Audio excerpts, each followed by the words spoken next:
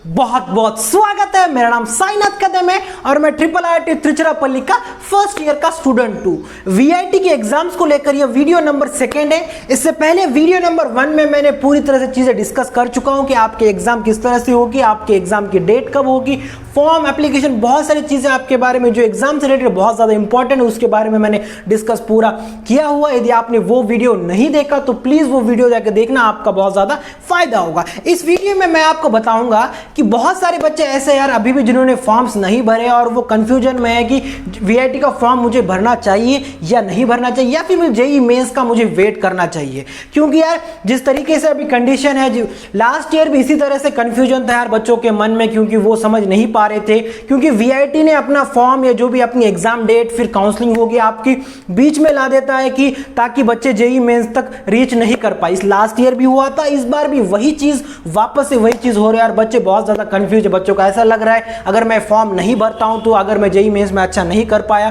तो मेरे हाथ से वीआईटी भी निकल जाएगा और जेईई मेंस भी निकल जाएगी। तो बहुत सारी कंफ्यूजन है। तो इस वीडियो में मैं आपको बताऊंगा कि आपको एक्चुअल में करना क्या है और आपको कौन से बच्चों को वीआईटी का फॉर्म भरना चाहिए और कौन से बच्चों को फॉर्म नहीं भरना चाहिए। क्योंकि जिस तरीके से वीआईटी अपने जो इंस्ट्रक्शन आपको प्रोवाइड किया जा रहा है, क्योंकि यार आपको कॉलेज में एडमिशन या फिर काउंसलिंग जाने से पहले ही आपको बहुत सी चीजें करनी पड़ रही है कॉलेज में एडमिशन लेने के लिए, क्योंकि आपको ऑनलाइन एग्जाम है, जिस तरीके से आपको मोबाइल लैपटॉप की भी सुविधा आपको अवेलेबल खुद से ही करने पड़ रहे हैं। तो बहुत से आपका इसके अंदर बहुत ज्यादा आपको हो सकता है आपके फ्रेंड को किसी को मांगना पड़े, या फिर कोई लोग हो सकते हैं कि उनको खरीदना भी पड़ सकता है लैपटॉप। तो बहुत सी चीजें यार। तो आपको एक बात मैं बता देना चाहता हूं कि आपको एक्चुअल में आपको एडमिशन लेना है या फिर आपको एडमिशन या फिर उस एग्जाम में बैठना है या फिर नहीं बैठना है। तो आपको मैं क्या सोचता हूं या फिर मुझे क्या लगता है कि मैं पूरा आपको बताऊंगा कि यार किस तरह से आपका चीजें बनने वाली है, कि आपको जेईई मेंस और वीआईटी का किस तरह से होने वाला है। तो बात करेंगे सबसे पहले पॉइंट नंबर 1 को लेकर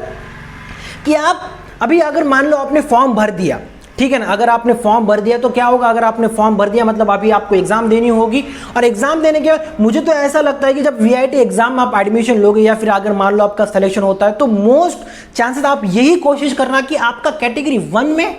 और आपको सीएस डिपार्टमेंट मिले। अगर यही है तो मुझे लगता है कि आपको वीआईटी के बारे में सोचना चाहिए और स्पेशली वीआईटी वेल्लोर के बारे में। पॉइंट नंबर 1 को मैंने वो बात बता दिया। पॉइंट नंबर 2 की अगर बात करते हैं तो यदि आपको लगता है कि आपने जेईई मेंस में उतना अच्छा नहीं कर पाए, ठीक है ना, उतना अच्छा नहीं कर, क्योंकि अभी तक आपने 2 अटेम्प्ट दे चुके हैं, आपके रिजल्ट भी आपके हाथ में, आपको पता है कि आपके परसेंटाइल कितने बने हैं, तो आपको समझ में हो सकता है कि आप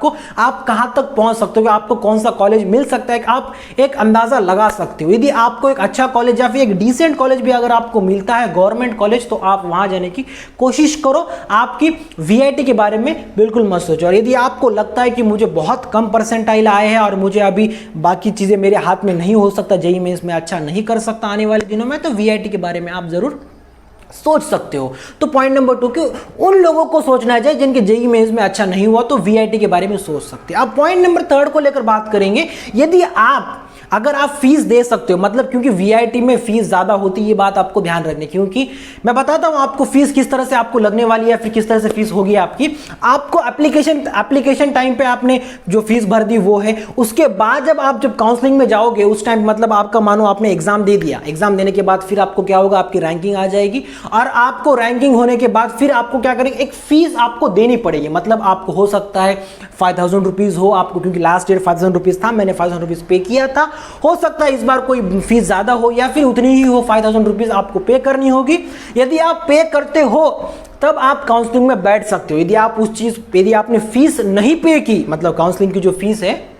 वो आपने नहीं पी गई, तो आप काउंसलिंग में नहीं बैठ सकते। और दूसरी बात और इसके अंदर ये है कि हाँ ठीक है, हमने अगर फीस दे भी दी तो वो फीस अगर आप मान लो काउंसलिंग में बैठ गए और आपको अच्छी जो सीट आपको जो चाहिए, वो जिस कैटेगरी में चाहिए फिर जिस डिपार्टमेंट में चाहिए, अगर वो नहीं मिली तो आप आपकी जो काउंसलिंग फीस है वो आप रिफंड नहीं कर सकते, वो आपकी फीस चली जाएगी। तो यही ड्रॉबैक है यार। फिर आपको वहां पर आपकी फीस निकल जाएगी और आपको फिर अलग अलग कैटेगरीज में आपको डिवाइड किया जाता है। वहां पर आपको बोला जाता है अगर आपकी रैंकिंग बहुत अच्छी है तो आपको फर्स्ट कैटेगरी में सीएस मिलेगा, अगर रैंकिंग अब थोड़ी खराब है तो आप चाहो तो आप एक्स्ट्रा पैसे देकर आप क्या कर सकते हो,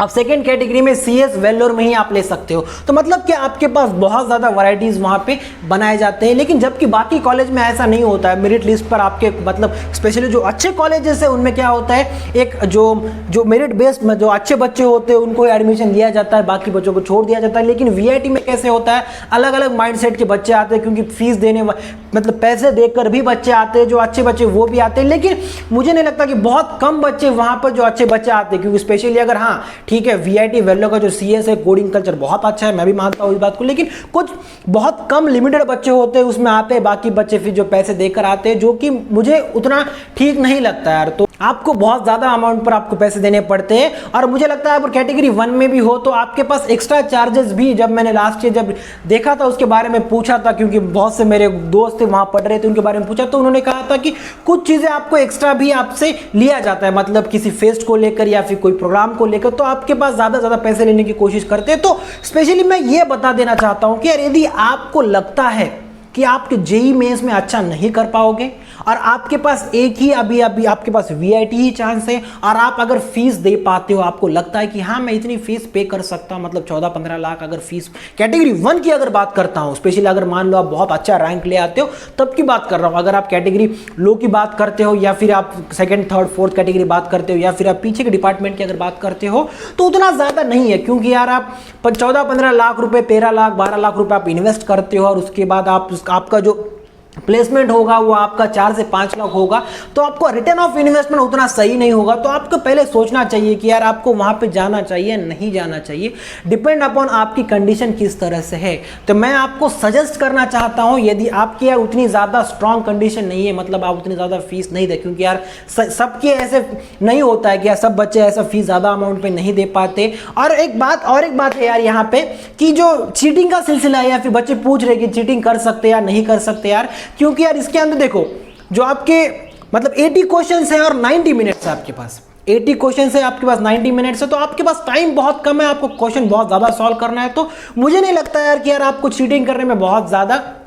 मतलब चीटिंग कर पाओगे, क्योंकि यार मतलब जो एकदम डिसेंट बच्चे या जिनको उतना ज़्यादा उस लैपटॉप के बारे में या मोबाइल के बारे में उतना पता नहीं है, तो उनको टाइम लगता है और बहुत ज़्यादा टाइम निकल जाता है। फिर आप और गलती से मान लो आप VIT के एग्जाम पे डिपेंड हो, मतलब आपकी JEE मेंस में अच्छे नंबर नहीं आए, आपको लगता है कि यार VIT में ही मुझे एडमिशन लेना है और मिलना ही चाहिए, कि आपने पढ़ाई भी की है, और अगर आप चीटिंग करने की कोशिश करते हो, या फिर कुछ कारणवश आपको अगर हो सकता है अगर आप पकड़े जाओ और फिर आपको ब्लॉक कर दिया जाए, तो फिर आपके हाथ में ये भी चांस निकल जाएगा, फिर आप यहाँ पे भी एग्जाम फिर नहीं दे पाओगे। तो फिर आपको सोच समझ के करना होगा। अगर आप चीटिंग भी करते भी हो यार, तो मुझे लगता है कि यार कुछ गिने चुने लोग जो बहुत ज़्यादा मतलब ओवर स्मार्ट है, या फिर जिनको लगता है कि मैं लैपटॉप के साथ बहुत ज़्यादा फैमिलियर हूँ, जो जिस तरीके से अभी जो चीज़ें वो कर पाते हैं, उनके जिनके पास बहुत ज़्यादा फैसिलिटीज़ है, तो उन लोगों के लिए आसान हो सकता है यार। लेकिन जो कॉमन स्टूडेंट है यार, जिनको जितना ज़्यादा पता नहीं होता है, तो वो नहीं कर पाते। लेकिन तो आपको समझने वाली यही बात है यार, कुछ गिने चुने जो अच्छे बच्चे या फिर जिन्होंने बहुत ज़्यादा फैसिलिटीज़ का यूज़ किया, फिर अच्छे से लैपटॉप का यूज़ किया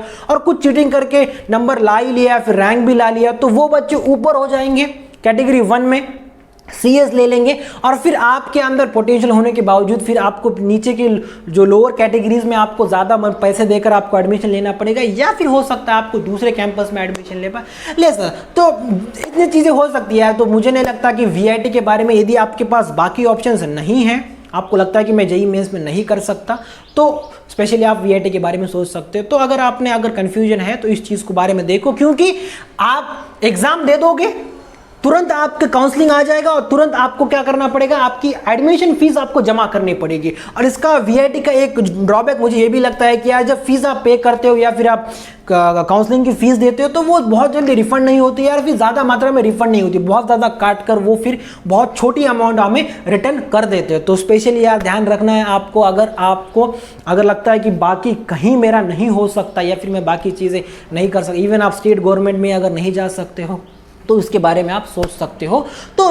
सोचने वाली यही बात है। हाँ, अगर आपको VIT वेल्लोर में अगर फर्स्ट कैटेगरी में अगर CS ब्रांच मिलती है तो आप सोच सकते हैं, वेलकम है आपका। चेन्नई में भी अगर है तो आप भी उसके बारे में सोच सकते हो, ठीक है, डिसेंट है। लेकिन अगर आप सेकेंड थर्ड फोर्थ कैटेगरी में चले जाते हो तो आपको बहुत ज़्यादा पैसे दे सकते हैं, पैसे देने की ज़रूरत पड़े, मतलब पैसे बहुत ज़्यादा लगने वाले हैं। तो आपको सोचना यार आपको कि करना है या फिर नहीं। बस इस वीडियो में इतना ही यार। यदि आपके कोई भी डाउट्स हो तो आप कमेंट बॉक्स में ज़रूर कमेंट करना, मैं कोशिश करूँगा उस चीज़ को क्लियर करने की। तो इस वीडियो में बस इतना ही, मिलते हैं अपने अगले वीडियो में एक नए अपडेट के साथ, एक नए इन्फॉर्मेशन के साथ। तब तक के लिए आप घर पे रहो, सुरक्षित रहो। Bye bye, take care.